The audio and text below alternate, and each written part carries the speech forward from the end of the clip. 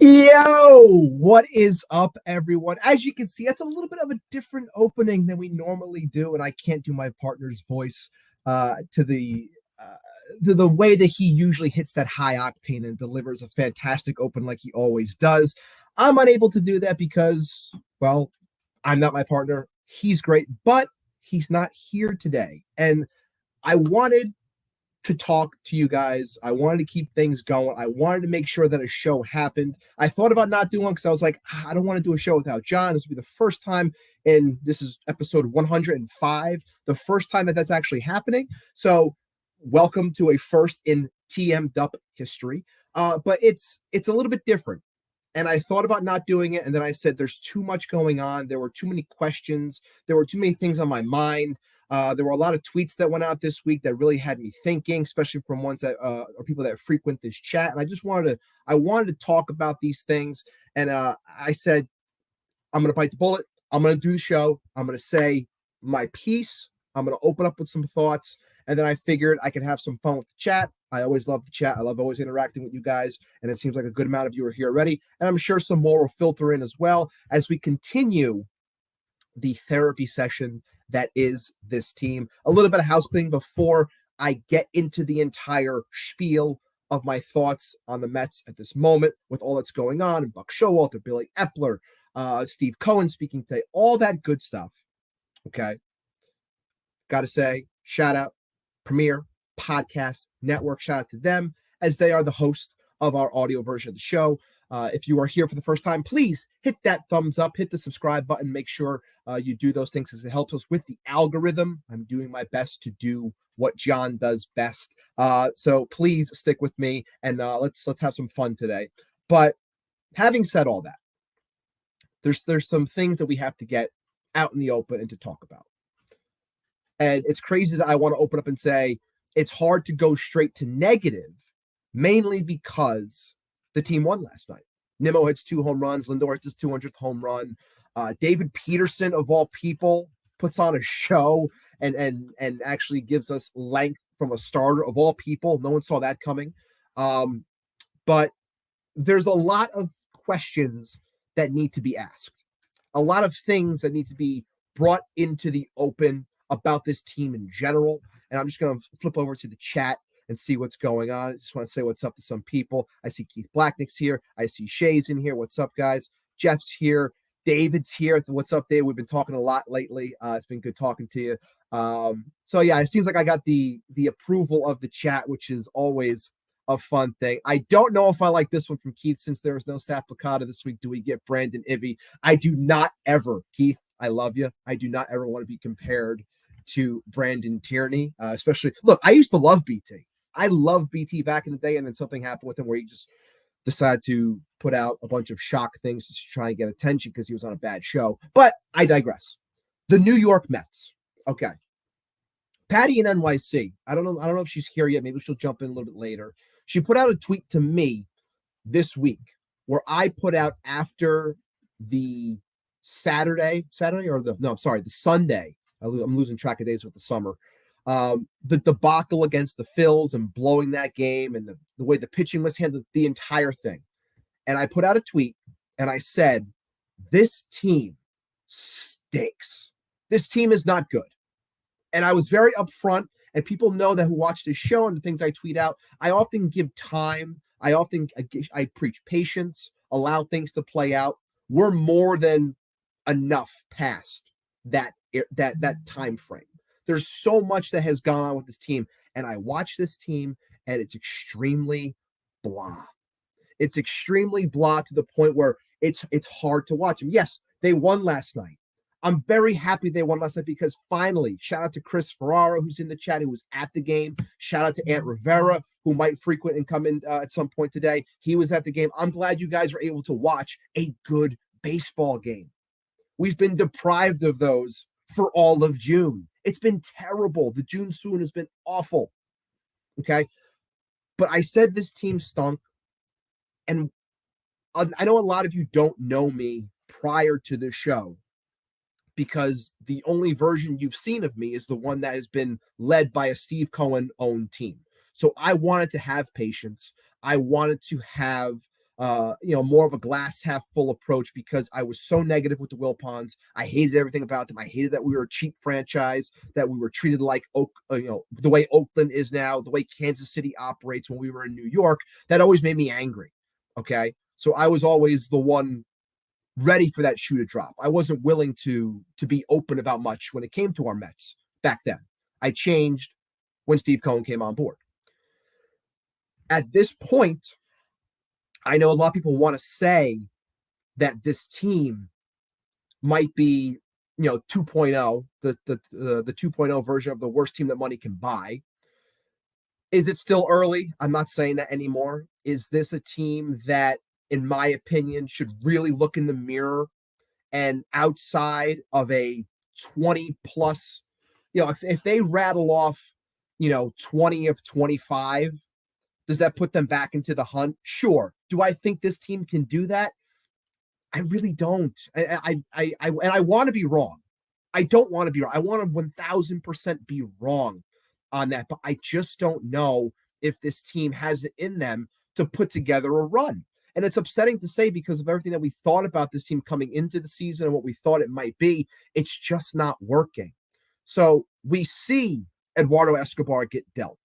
We see chattering going on now when it comes to Max Scherzer saying, oh, yeah, I would accept the trade if it's a proper thing. You're starting to see the wheels in motion where it's like, if this team is in a similar spot, and this question was asked to Steve Cohen today during that presser, if this team is in a spot that's similar to right now as we inch closer to the deadline, Steve Cohen said, well, no, we're probably not going to do anything.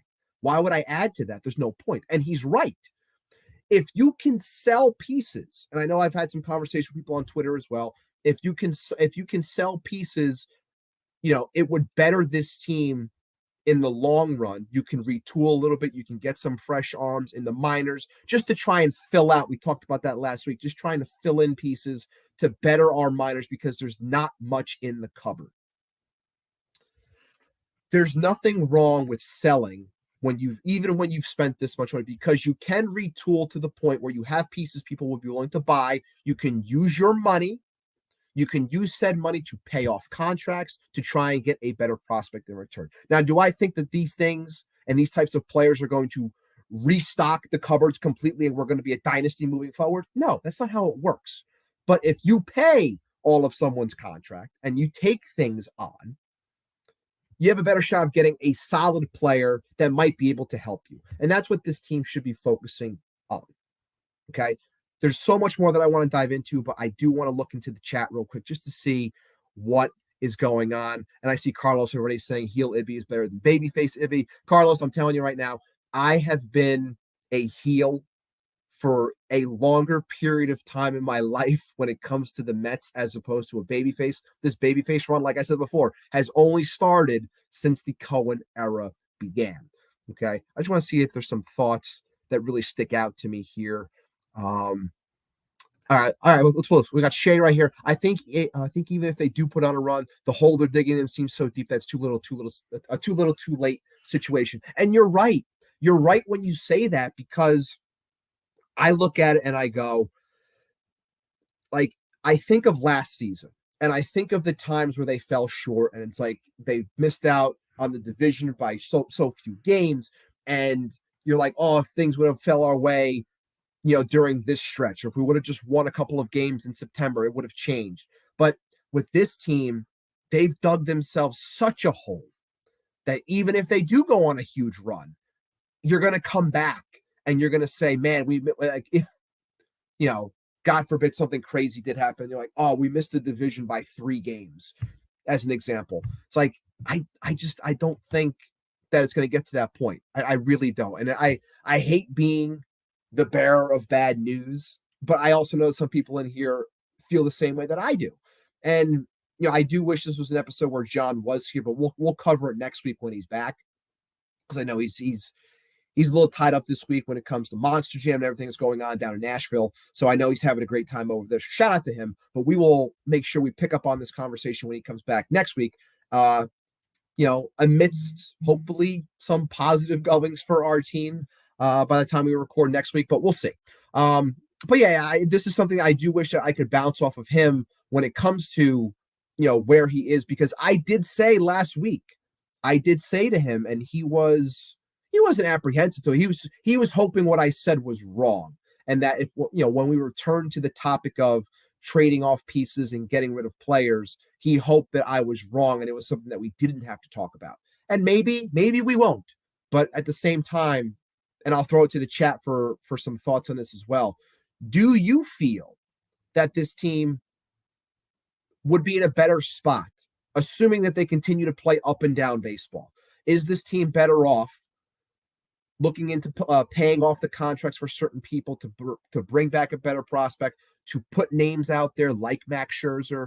Maybe, I don't think anyone's going to take him, but like a Starling Marte. Would someone take a Mark Canha? Would somebody look at a Justin Verlander?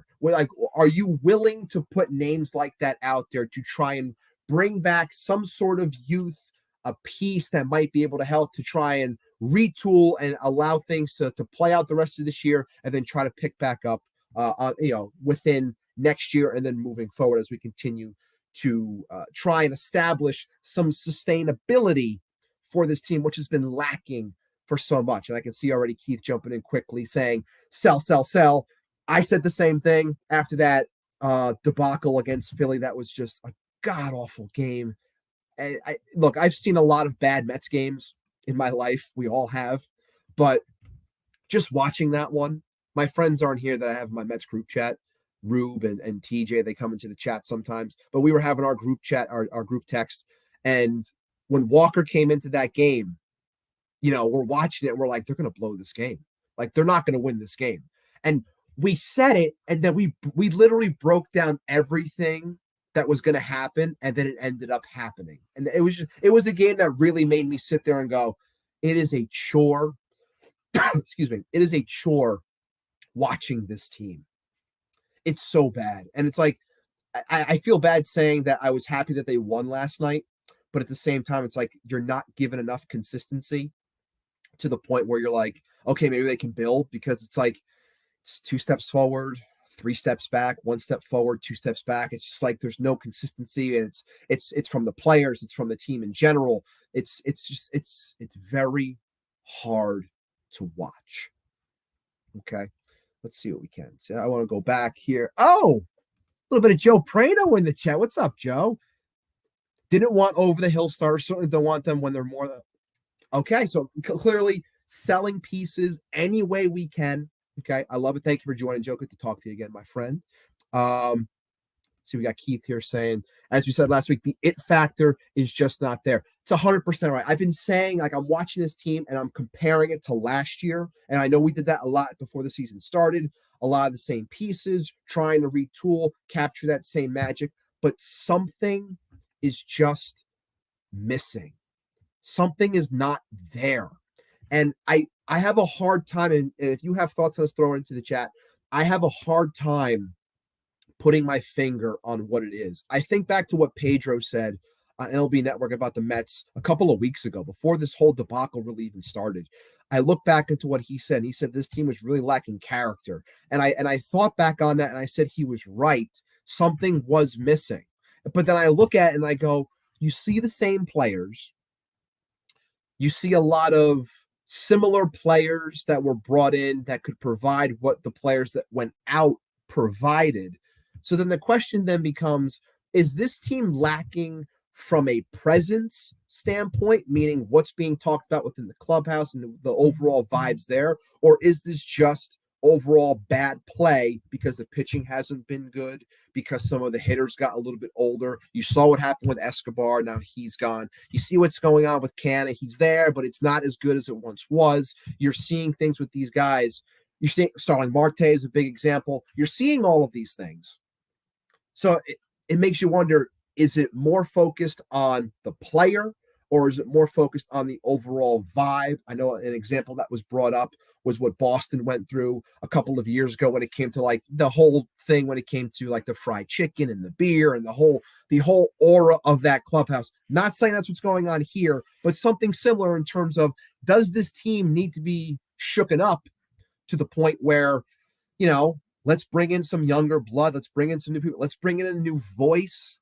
I know Carlos is in here. I know Carlos has been very adamant about Buck Showalter, and all things that go on with him. Is it him? Does it come down to that? Chris saying, Casey Stern, guest of the show, love Casey. Everything, I'm sorry, it's everything with this team. And it's right. Everything that went right last year has gone wrong this year. Nothing has gone right. It's insane when you think about it, but everything that can go wrong has gone wrong. It's truly remarkable when you think about it, because there's we can't deny that there's talent on this team. But and this is the first person I do want to talk about. We can all talk about Buck. We can all talk about what Cohen said today, which was basically the things you thought he would say. He was never going to go out there and fire someone on national television. Like, it wasn't going to happen. We all thought it was like, no, that's not what's going to happen. He's going to say people are safe, playing bad, wearing it, my money, this and that, all that stuff. Okay. And he's right. And the refreshing thing with him doing that today, that being Steve Cohen, and then I'll jump into what I really want to talk about. The refreshing thing with that is he put himself out there. We never saw the Wilpons do that. We never saw them take blame, take onus on anything. So the fact that Steve Cohen, for all of his wins when it comes to Old Timers Day and retiring numbers and admiring and honoring the past of this team, this history of this team, for all the good, he's still willing to get in front of that camera when it's bad. And that's a good thing to have with an owner. So all the people that are crying about Steve Cohen right now, or have been over the last couple of days, just enough, don't need it. The problem with this team comes back to the man who constructed it. Billy Eppler, and I'm probably going to entitle the episode, episode 105 for the audio version, in Eppler. I think I'm going to go with that as the title this week, because he is the one that put this together. It comes down to him, because when you look at the issues, you can say, well, the offense is kind of there. It does enough. The pitching has been terrible. Who constructed this pitching? Billy Eppler. I mentioned last week, Billy Eppler failed at constructing pitching when he was in Anaheim. All right, the money he threw the pitching that he threw money at didn't work there. Failed miserably. Was out of a job. Comes here, throws money at older pitchers, but he knows what they are, so he figures this can help me and protect me. Maybe I can find something else. And he hasn't. He hasn't found those players.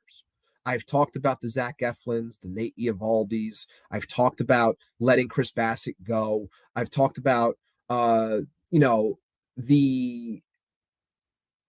overall idea of not being willing to take on relief pitchers because he wanted guys that had options.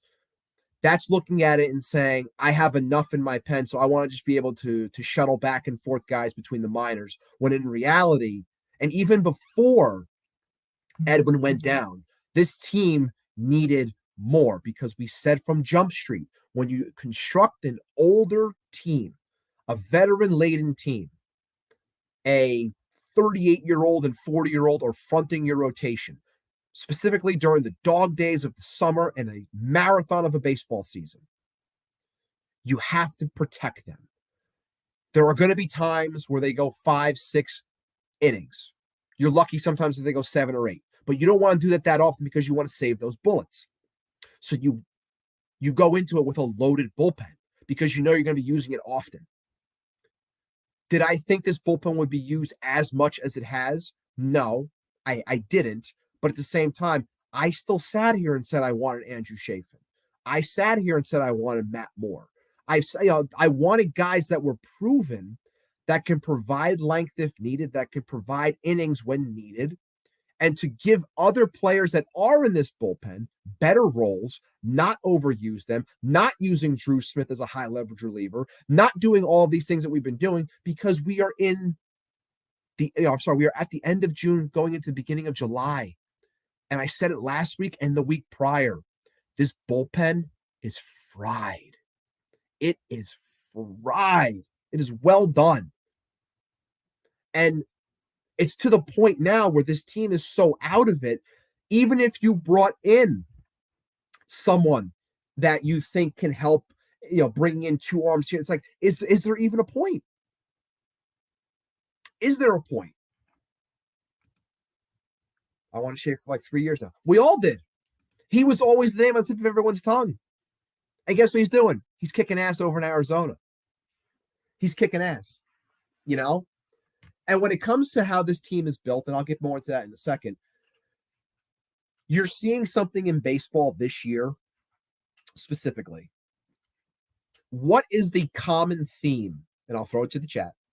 What is the common theme for baseball this season in terms of what teams are doing well? What is the common theme for them? And I'll look at some of these comments real quick. Carlos saying, my management for next season, Stearns is player at baseball ops, make Eppler just a coffee boy, bring in Joe Madden or Joe Girardi with Beltran as dugout coach next in line. Chavez gets overpaid to stay as a bench coach. Okay. So there are plenty of ways this team can continue to add. And Steve Cohen did mention today that the plan that Billy Eppler also understands, the plan is to hire someone for baseball ops. They want a president of baseball ops. They've wanted one. They've wanted to construct a hierarchy for the last 3 years now. They haven't been able to do it. A lot of teams were stingy with them, not allowing Steve Cohen to interview people or hire people, so they would promote them within their own organization so they wouldn't lose them, because they didn't want, let's be honest, they didn't want Cohen to get smarter people. And it's the truth. Okay. But the point that I was making before when it comes to some of these teams and how they're doing and why they're doing so well is they're young. Look at Cincinnati. Look at Arizona. You look at teams like that. You look at Baltimore. These teams are having great seasons. It's all fun. It's all energetic. Everyone's young. Everyone's out there busting their ass. When I look at our Mets, and I understood this coming into the season, that a veteran team is not going to be as flashy as others. It's all about business. And that's always been Buck Showalter teams. Let's not get that confused. Every Buck Showalter team has always been business first. You didn't really have the showy type teams. Let's go out there, do a job, move on to the next. It was great last year because you won 101 games. It's not happening, and it's not working so much this year. And when you couple that with things not working, and you're 16 and a half games out of first place in the division, and you're 9 games out in the wild card, and it's not even the all-star break yet, you start wondering, is this the right move for this team moving forward? It's a fair question. Okay. Again, just looking into the chat, seeing what's what.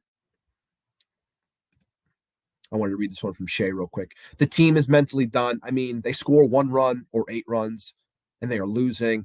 Like, that's got to be devastating to think. It doesn't matter how much I score. I'll lose the game. And look, guys, I won't be, I don't know. You can admit it or not. But I started sweating in the 8th last night watching that game when the team's up, 8-0. They're up 8-0. And then the walk started coming, and then Leon comes in and 2 runs score. I'm like, Jesus Christ, this guy's going to hit a home run. It's going to be 8-5 and they're going to unravel. Like, I really was very uneasy because it's been very hard to trust any lead with this team. Okay. Jeff Cohen right here. Perfect. Mets pitch, don't hit. Mets hit, don't pitch. Like, I asked almost a month ago now on this show as one of my final thoughts. I said, like, I just want a week when I can come in the next episode and I can say they had a week where they go 5-2, right? 7 games, they go 5-2, and they put everything together for those 5 wins. They pitched, they hit, the starters, the pen, the bench came into play, like anything. It's almost July, and we still haven't gotten that yet. It's crazy to really think from a consistent standpoint. Like, yes, we got it last night to an extent, but like from a consistent standpoint, if they do it tonight, like, okay, maybe we can move a little bit, show me some more good baseball, so I'm not wasting my time as I'm sitting on the couch watching them. But It's frustrating. It really is. And I come back to Billy Eppler, and I wanted to give the guy a shot when he was hired. I did, because I thought back in New York with Buck Showalter, they have the connection with each other from New York, good buddies, building with Steve Cohen's money, given an opportunity. I wanted all those things to work, and it worked last year, but this year it's not. Now, do I want this guy to be fired right on the spot? I will say this. I do not know. I do not know if Billy Eppler is going to be fired out of the organization, mainly because the name that everyone brings up is always David Stearns. And I know that David Stearns and Billy Eppler have a connection. So I wouldn't be shocked if he is a part of his hierarchy, if you will, with Stearns being the final say type person, and he's the one that's truly building, and Epler's kind of just there in name. Now, do I agree with that? Again, when I say these things, I speak of what I think the team might do. I have said multiple times, I said it last week when John asked me, I said, I do not like carryover. When I start new and I rip everything out, I want everything gone. I don't like carryover because it leaves a stench of when things went sour. And I don't like that. I don't like it in football. I don't like it in baseball. I don't like it whenever there's a changeover. If you're going to bring in new people, let those people choose who they want to have within their staff. Would David Stearns want Billy Eppler? I don't know. Maybe, because I said they do have a connection. Would he want him? I don't know. Should it be forced upon him? No. And I would hope that Steve Cohen, if David Stearns is the one that is chosen and does get hired to be the president of baseball ops for this team, I would hope he would give him carte blanche and free reign, free autonomy, full autonomy to choose the people that he wants to construct this infrastructure that they've been dying to create to move forward with the plan of sustainability that they want and so desperately desire. Okay. Let's take a look at the chat because I'm very curious as to what's going on. I see Carson has joined the chat. Let me see what Carson's going to say. Not surprised Epler's staying because I expect with a relationship with Stearns, I want to know what happens to the staff that Epler brought over. They failed miserably in LA. Very good point. Very good point. People that he brought over, his men that he was comfortable with over when he was in LA, it's not working out. Okay. And there are a lot of things. I thought, I will say this before we go into the break. I was very, and I see some new voices in here, so I'll make sure to answer those comments as well. I heard an interesting thing, and I know Joel Sherman is hit or miss a lot of times, but when he went on Foul Territory this week, or I think it was this week or a couple weeks ago, mentioning how, when it comes to the Mets and the overall feel and what he was sensing of the team when they were in Colorado a couple weeks back and how the team was playing and they weren't doing so hot and the overall vibe of the team just wasn't very good, very downtrodden, very just out of it, and they ended up losing. And saying things that were, very interesting because a lot of the Wilpon people that were still within a building and things like that, like you would still see them. So there wasn't that extreme changeover that everyone thinks has happened. You still have some pieces that are floating around. And I said, look, I don't want to blame the coffee guy as he's a reason why this team is this. That's not the point I'm making. The point I'm making is, like, if you are going to really change something, you have to bring in people that you give full ride to that haven't been here so they can create for their own, not to rely on, this is what we did do, and we did do things like this, or we did things like that. It's like, no, let new people come in and have a say on things. I think that's very important when you're trying to cultivate and create something new and proper. I understand that good people can carry over. I'm not saying that that's impossible, but I'm saying that when you have a friction that could be created, when you have one thing that used to be done a certain way, and then you're trying to implement something new, and then you have undercutting and things like that. Like, I'm not saying that's what's happening, but I'm saying that those are things that can happen within an organization. And that's why you end up being very stagnant and not moving forward like you see a lot of other teams doing. So thank you, Keith. But I did see somebody new in here, and I always like shouting out new people before we go into the break. And I see Eats a Boy. Eats a Boy. Okay. I feel the Mets will be how the Padres are. Both teams who had big odds to go up to the World Series. Mets would need a massive winning streak, and they say around how to make a playoff spot. Agreed. Okay. And then his follow-up was this conference showed Cohen doesn't trust Eppler, and I can't blame him. Cohen has been adamant about getting a president of baseball ops, which is also 1,000% true. And that's what needs to happen. Fresh takes need to happen. And hopefully I have some fresh takes once we come out of the break. But as always, it's only 10 seconds for the ones who have never been here before. It's a 10-second ad spot so I can add it in for our audio version of the show that will drop tomorrow, courtesy of the Premier Podcast Network. So let's hit that music if I can find it, because John's the one who usually does this. Let's hit that music. We'll be back in 10 seconds, and we'll continue the much-needed therapy session for our New York Mets. Stay tuned.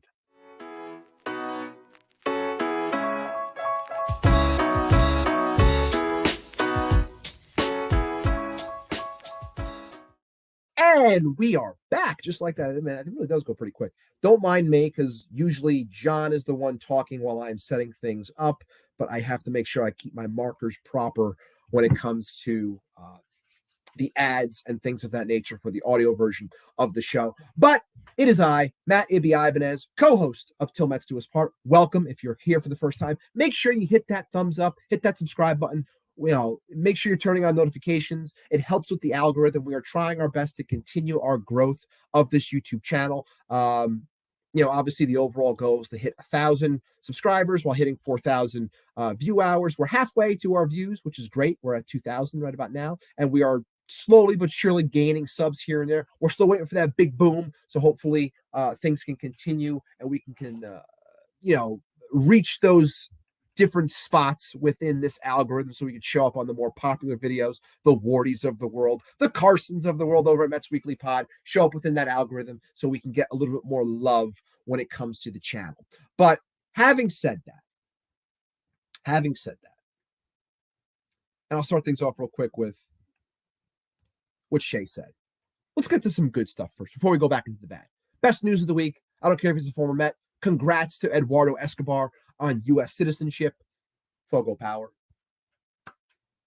God bless Eduardo Escobar. If there was one thing that I can say about the guy, even though he didn't provide the offense that a lot of us thought he would when he was in places like Milwaukee, where he was hitting 25, 30 home runs, being a solid 5-6 hitter, never really materialized here for the Mets. But if there's one thing that was clear, he was a presence for this team in terms of the clubhouse. He was always the one having a good time. It felt like he kept things light.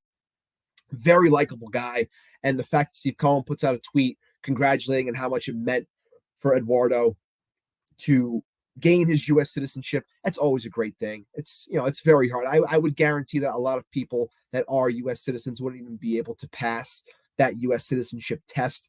I do know some people that have taken it, and it's not easy. So shout out to Eduardo for being able to pass and becoming a U.S. citizen, and wishing him all the best for those red hot Halos right now, as they're doing great things out in Anaheim right now. But in terms of, here we go. What do we got here? Let's see what Keith's got real quick.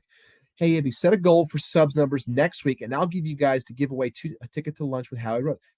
All right. So I'll set that up. I'll get the ball rolling on that. So if we can hit a certain amount of subs by next week, well, let's see.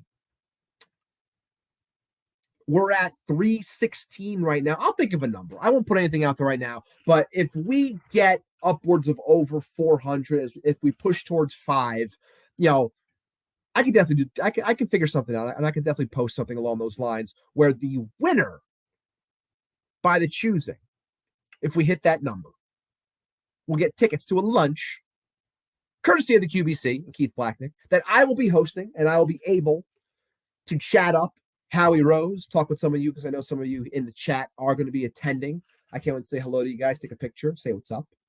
We'll give away tickets and we'll have a good time. So yeah, hopefully I'll coordinate with you, Keith. I'll figure something out number wise that seems proper and fair, and we'll try to kickstart things and really help out the channel. So I appreciate that on your end and the QBC.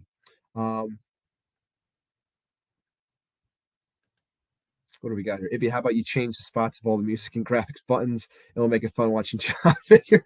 And of course, the heel that is Carlos comes in with a good joke as well. Okay. We got someone new, and I want to make sure I always say their names. We got the Algo Rad Dad, fellow dad, I assume. So what's up to you there? If we're not 500 by the trade deadline, we will trade Verlander, Scherzer, Vogelback, Marte, pay down salaries, and have the deepest farm system to get a top draft pick next year. Look, I mentioned it last week.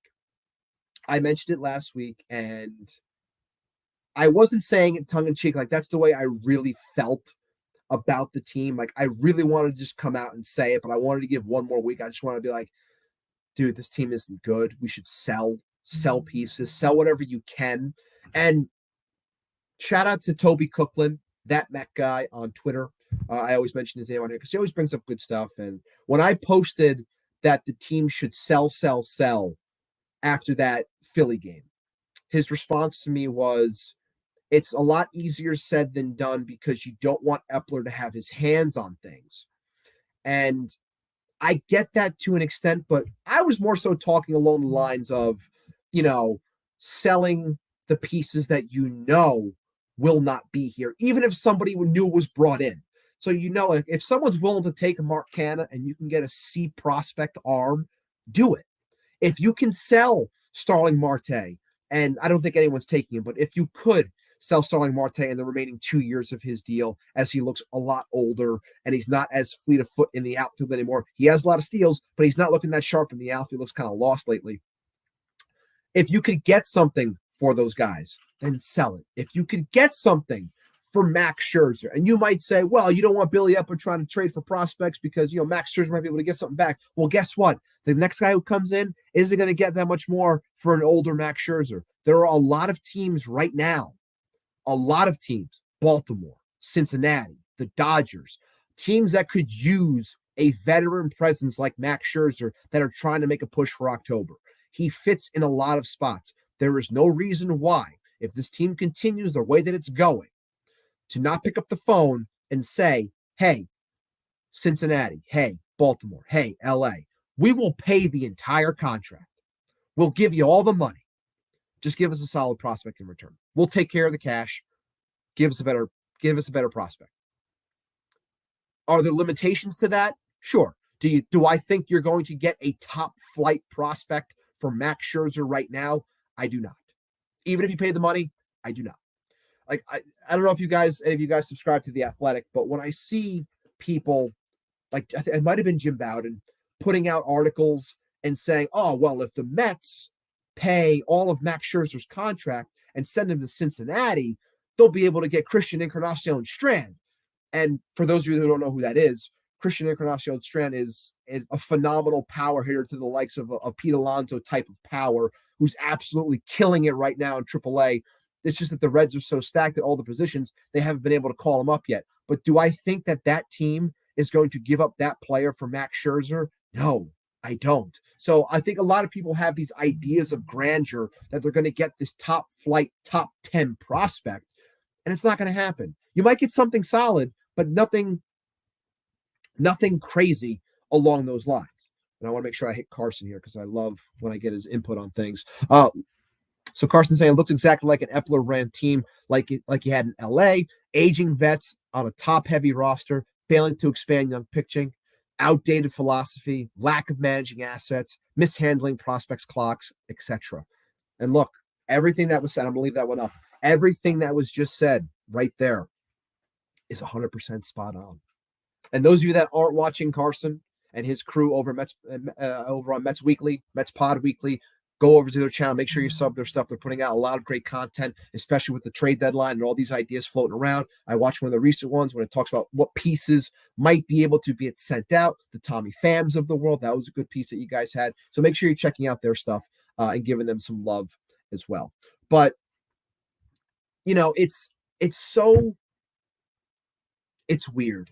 It really is. Like, it's weird to sit here, not even at the All-Star break, and say, this team should look into selling Max. Should be looking into if anyone would take Verlander if you're going to pay down money. It's wild to say, and it's almost as if I have a hard time thinking that the team would in certain situations, because I think that they would then know that September and the later stages of August into September are going to be a ghost town at City.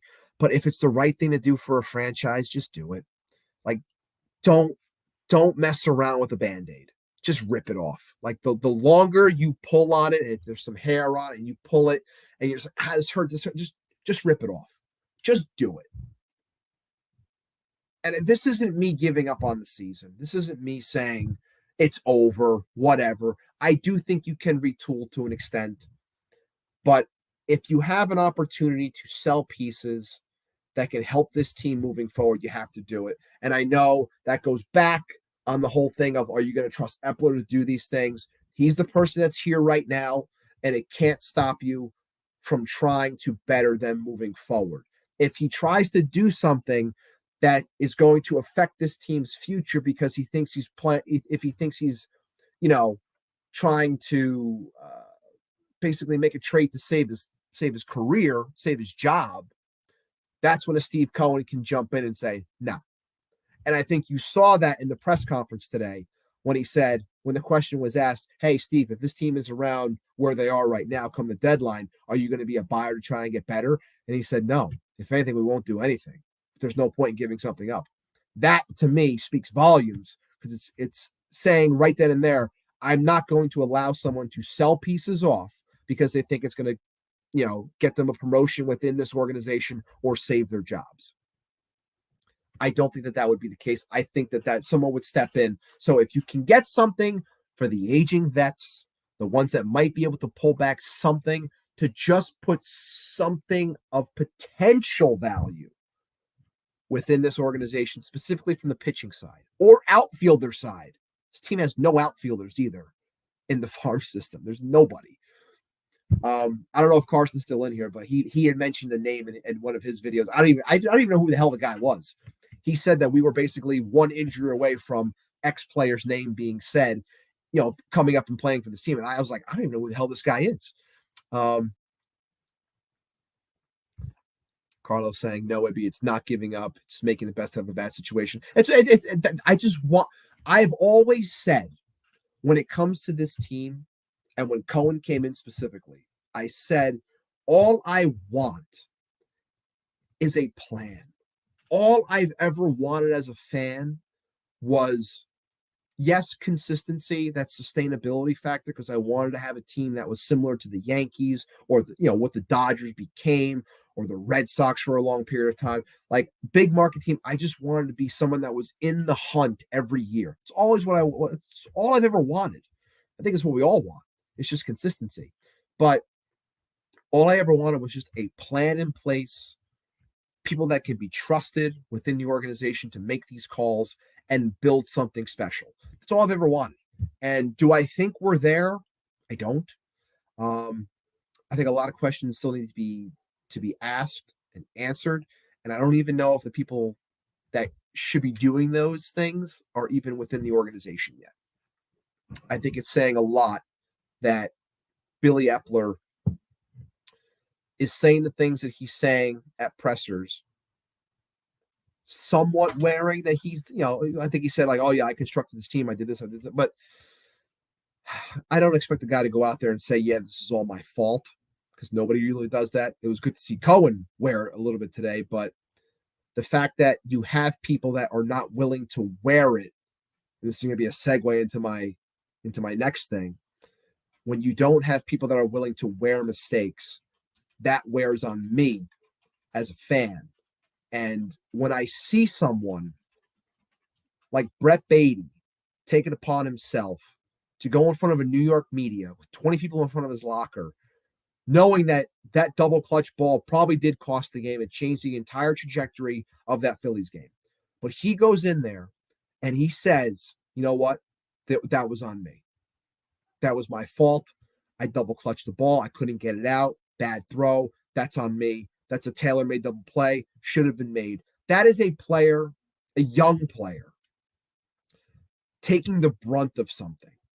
And then when I see Buck Showalter go out there and not take any onus upon himself when it comes to the way the bullpen was utilized, when it came to the fact that we're watching a complete meltdown in the 8th inning, and David Robertson is nowhere to be found to try and stop the bleeding because they chose to say, oh, we wanted him for the 9th, and then they melt down, they blow the lead, they're down a run, and then here in the 9th, oh, Robertson's warming up.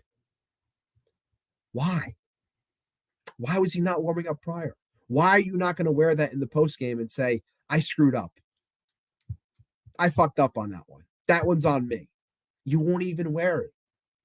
And I know Buck knows how to play the media and spin things. He's always been able to handle himself with the New York media. When he was with the Yanks, obviously he worked in media. That's with the Mets. He knows what he's doing when it comes to talking with them. But eventually, the shtick does run dry because when you're not winning, more questions are going to be asked. Not many questions were asked last year because this team won 101 games. They won despite some of Buck's faults, some of his screw-ups. They still won the games. They're not doing that this year. They don't have that it factor to them to come out and win these games. So when you're asked these questions, you can't laugh it off. You can't laugh it off. Be like, Timmy, well, why don't you go out there? It's like, no, you can't say that. Like, they're going to question your moves because bad things happen. That's what happens with the New York media. They're going to question you. And you can't keep playing like, the old funny grandpa. You can't do it. It's not how it works. You got to take some blame. And the way Buck Showalter's handled his bullpen, which has always been a problem for me when it came to Buck, was the bullpen management, specifically in the last 2 months now. Just been bad. So many question marks. But if you're not going to wear that after that game and then question people that are questioning you, like you won't just admit fault, you're going to question people that are questioning you on a bad call. If he would have just worn it and said, guys, that's on me. I should have had Davey up and throwing. That's on me. I screwed up. I shouldn't have put, whoever in that spot. I should have put Brigham in there. It shouldn't have been Walker or whatever it may be. Wear it. The problem would have been forgotten about. But by not doing that, by trying to flip it back on the people, on the fan, not even Twitter, just like fan outrage in general, or flip it back on the reporter, I think is bullshit. I do. I don't like that. And, I know John would have his thoughts on this as well, and I'll be sure to make sure I mention it to him next week when we talk about it. But the way that was handled just pissed me off so much as a baseball player, as a baseball fan, because in that spot, I would think you would protect your player. Protect your players. Instead of just questions, just wear it. That's why you're there. That's why the manager is there in Major League Baseball, is to take the bullets. But you can't keep deflecting. It can't happen. It's not right. It's not proper.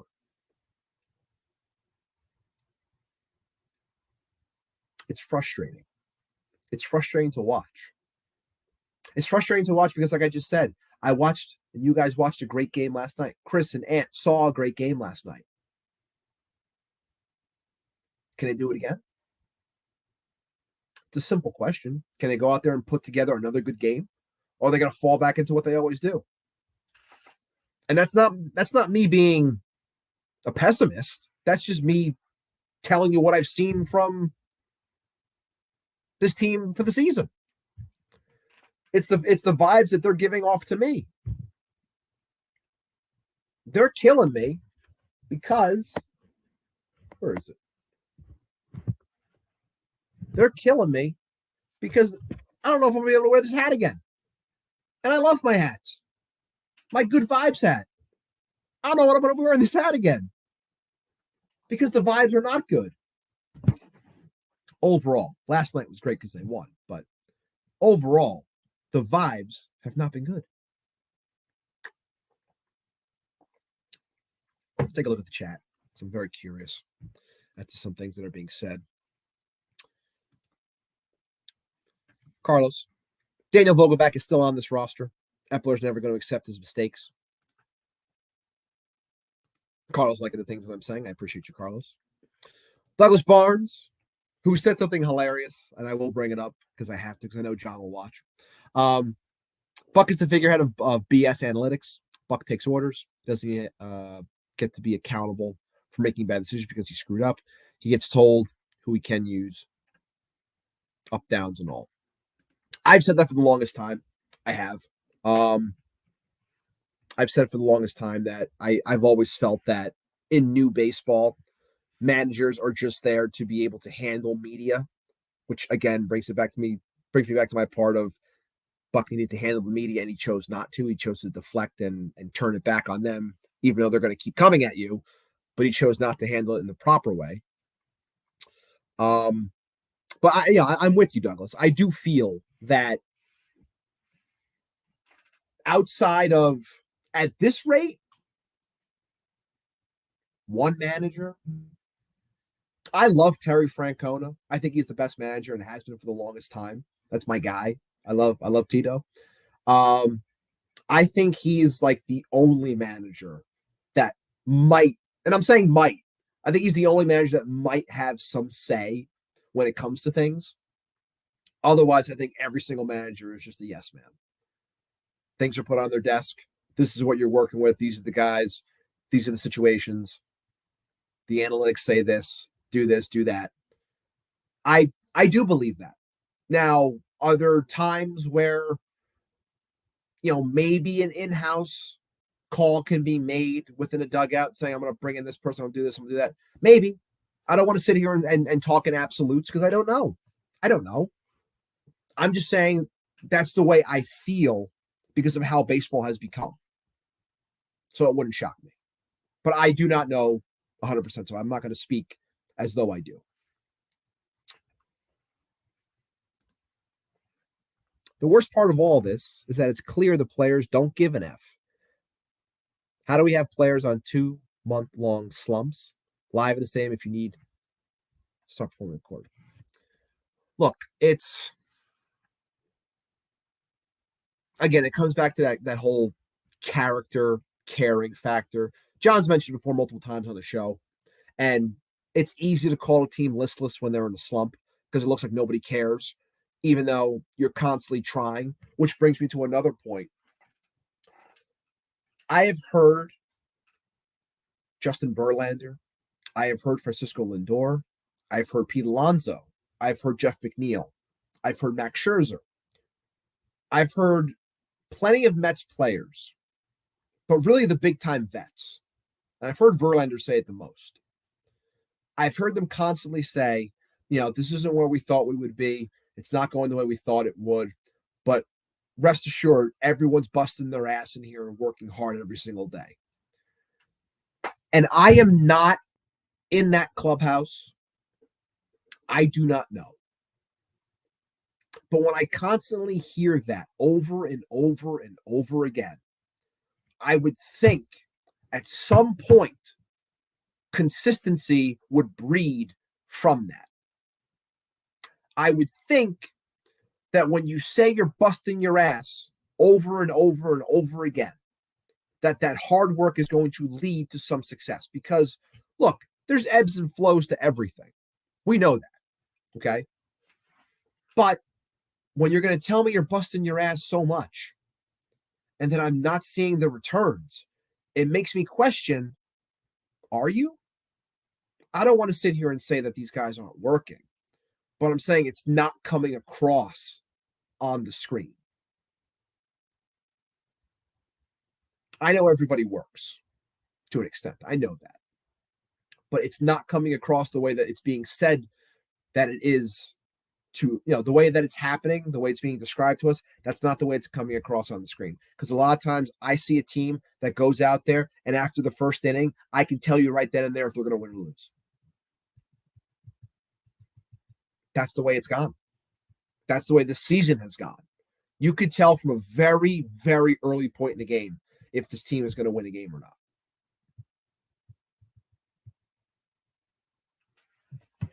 And that's the part that sucks. Because we're sitting there watching it. And it's like you're just waiting for that shoe to drop.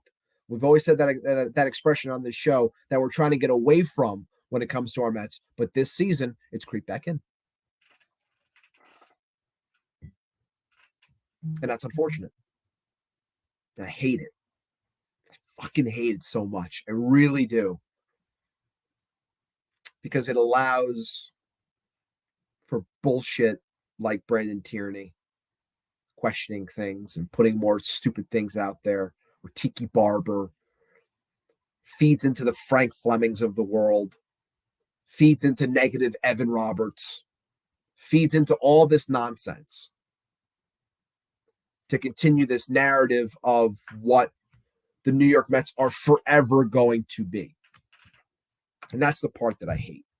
But I have also said on this show, you can't get away from it until you become more consistent, until you become better.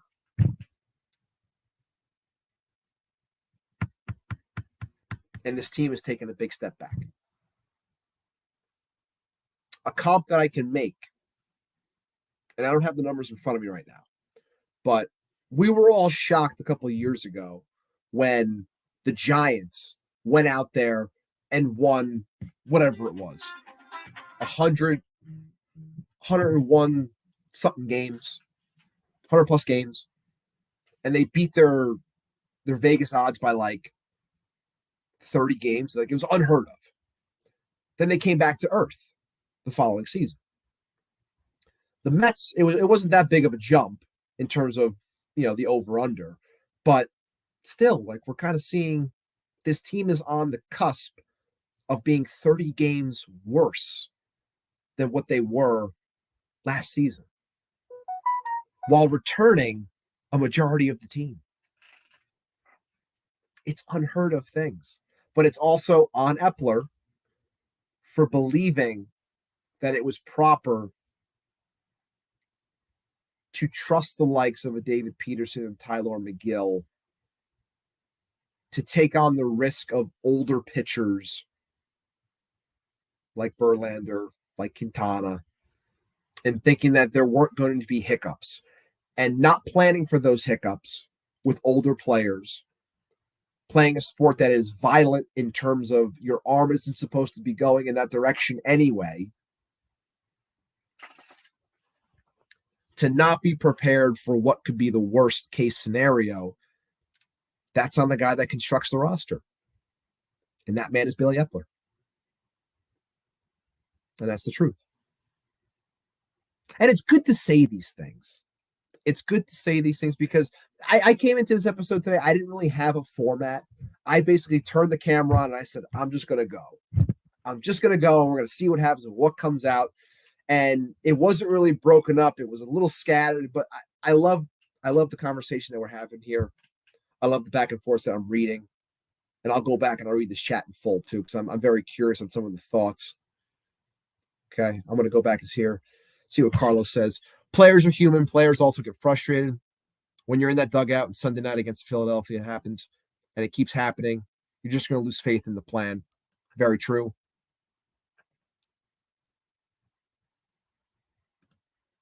Joe K. Buck had no problem taking bullets for Vogelback for 2 months, but he can't take one for his rookie in one game. Yeah. Yeah. which again brings it back to the whole question of Billy Eppler not being willing to eat his mistakes. Now, we've seen things get better in terms of Brett Beatty finally did get called up later than it should have, but he did get called up. Darren Ruff was cut. Daniel Vogelbach just seems like it's something he's going to wear until the wheels fall off. Guy hit a homer last night. I can't rip him too much, but I understand the sentiment of people when it comes to him. But I said that too. I had a hard time seeing this guy being and it started with Darren Ruff. I said I have a hard time with this guy because he gave up four pieces for one. He wasn't just going to give up on it because he knew that was going to come back and land on him. And if there's one thing I don't like, it's passing of the buck. No pun. But just the passing of the buck type of attitude where it's like you do something wrong, but you're going to try and spin it to a point where you can make someone else potentially look at fault to take some of the heat off of you. Not a fan of that. Don't like that at all.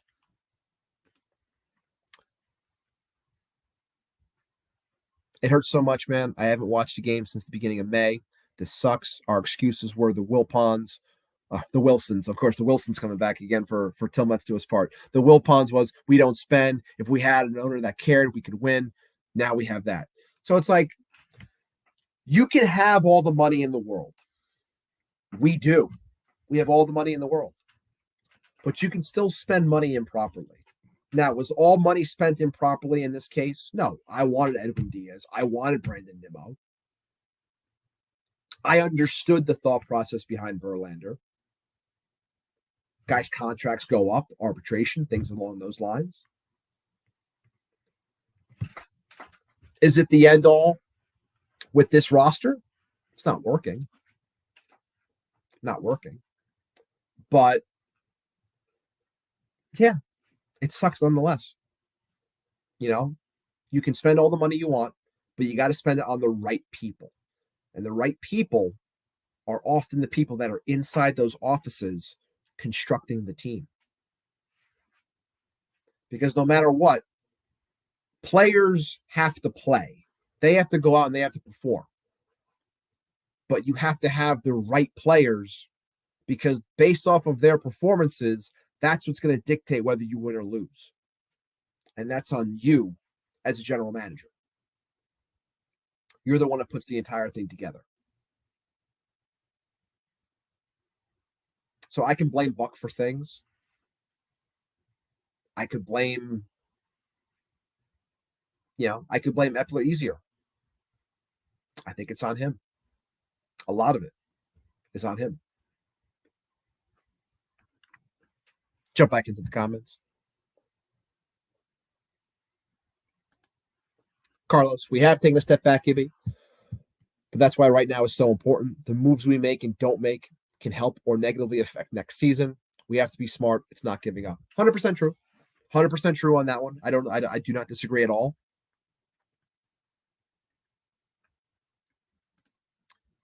Not only did the Mets take a big step back, they also tripped and fell into a giant hole where Jimmy Hoffa was buried in. I love you, Stevie Mac. I love you, Stevie Mac. Always coming in with a good one. Thank you, Douglas. Thank you for saying that you enjoyed it. Thank you, Chris. I appreciate it. Carlos, to be honest, this has been one of the best teamed up episodes ever. Props to you, brother. Great job. Thank you so much. Thank you. New sub. Thank you. Thank you. I appreciate that, guys. Yeah, I was talking with Stevie Mac. I was talking to on Instagram. We always have our good back and forths when we share hilarious memes. But I told him I wasn't sure if I was going to do the show this week. John wasn't going to be here. I was a little nervous about flying solo. I haven't done it yet. But I said, if there's a lot to talk about, and then the Cohen presser was going to be announced, I was like, I got to do a show. I don't want to miss time on this one. So, I joked with him. I was like, I was practicing. I was just trying to get a feel. And, it's difficult. It's difficult reading the chat and trying to talk to. I'm sure I missed a lot of good stuff in there. So it's not disrespect to anyone. I was just trying to keep up with thoughts and then also looking over, trying to find things that were topical about what we just covered. So it is tough to man it solo.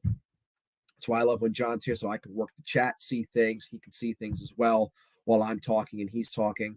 But I had a lot of fun with this. I really did. And I also wanted to take it upon myself to try and do something solo without my partner to get myself ready. I know someone mentioned in the chat before, a little bit of a preview of what you might get when it comes to, me and Howie Rose on July 29th at the Queen's Astoria for the QBC and the Howie Rose Luncheon. Tickets still available. If you are interested in going, head on over to the website to get your tickets. I think it's a little bit over $100. Okay, you get a meal, get to meet Howie, get an autograph, get a picture. It's a good deal.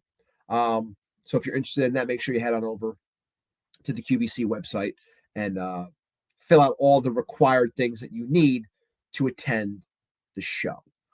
But as for today, yeah, it was a lot of fun, and I wanted to allow myself to be solo and have a good time and go back and forth with you guys and have fun. And I did. And I went an hour and 5 minutes. So I'm almost at the point where a normal show would go. But if there's anything else anybody wants to talk about in the chat before I get out of here, I'll be glad to. I got a couple of minutes to work with if anyone's still here and wants anything asked or talked about or hit on that I might have missed throughout the show. I'll gladly do it. But yeah, like I was saying, it's a rough time for Mets fans, but that's why I chose the hat that I did today. And I often choose something that fits a theme or the mood for a team.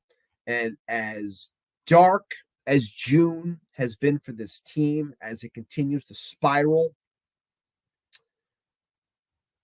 we as Mets fans always stay true to the orange and blue. Okay. To answer the question, what's your streaming schedule so I can tune in always? Every Wednesday at about 5:30. Every Wednesday we stream live. We love having fun with the chat. Okay, Wednesdays 5:30. Thank you, Chris, for that. Yeah, we try to be here every week. And now that I got a little bit of experience flying solo, maybe the times that John gets a little bit tied up, I might be able to jump on. I don't know. We'll see. We'll see. It depends on how the week is going. Father of two, multiple jobs, summer job now with school out, always running around, always doing something. So I do my best to try and find time to talk about my Mets. And, you guys always make it fun, even though it's been a rough go this season. Not the one we were expecting at all. Let's see. Senga.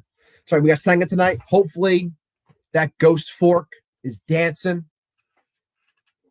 Shuts down this Brewers offense, which isn't even that good. So hopefully the walks stay in control. Don't get out of hand. I'll give them 2 walks. You can have 2 walks. But let's not have like 4 or 5 walks. Let's not give them any easy runs. Okay? Stay focused. Stay hard to dish. Okay? I know Corbin Burns isn't pitching in this series. He's been off this season in general, but you don't see Corbin Burns this series. There's no Brandon Woodruff. There's no reason why this offense can't do damage against that pitching staff. There's no reason. But I digress when it comes to this team in general from what we've seen this season. Yes, sometimes the show does start a little bit later because Hollywood John has to take care of his hair and do his makeup and all that good stuff. No, I'm just kidding. He doesn't do that. But it's always fixing on graphics and things like that to make the presentation always look a little bit better. Oh, there is one thing I did want to ask the people, and there's still some of you in here, so thank you for staying.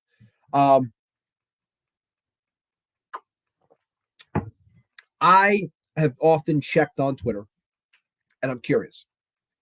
Thank you, Chris. I appreciate that. Hopefully, I'm making your supermarket trip a little bit better. I always check my name for available handles when it comes to Twitter, and my name has finally become available. And I'm curious, do you guys think I should change the poison_Ibby handle?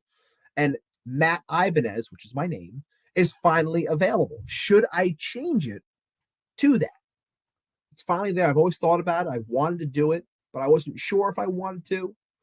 But I figured I could throw it to the people, just again, get an idea of what people might think. So I'll throw that out there to get an idea. Chris says, stay with what I have. Yeah. And again, sometimes if people like what I have, the way it looks, I'll stay with it.